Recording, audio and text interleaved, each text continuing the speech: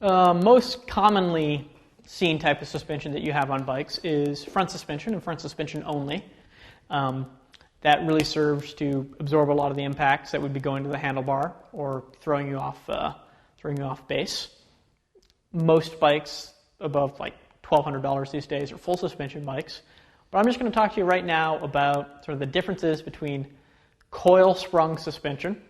So, a coil spring, I think when we think of springs, this is pretty much what we think of. It's a coil, it compresses, they come in various weights, and an air sprung suspension fork. This suspension fork here is air sprung.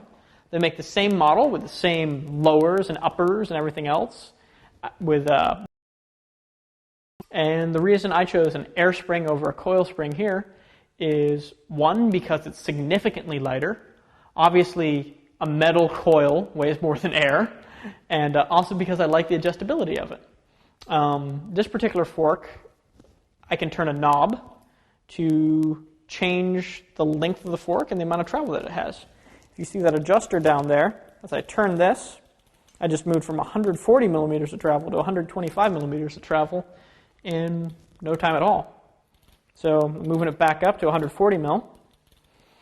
And in this application, the shorter travel application, I call it shorter travel because in the realm of things today, a fork that has 5 inches of travel is short compared to all the 6, 7, and 8 inch travel forks out there.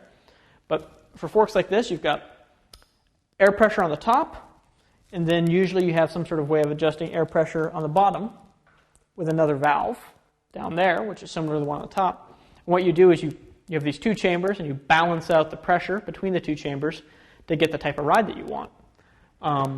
This fork here is about as lightweight and simple as they come. It's got air in the top, air in the bottom, air in the top. It's like 2.5, 2.8 pounds.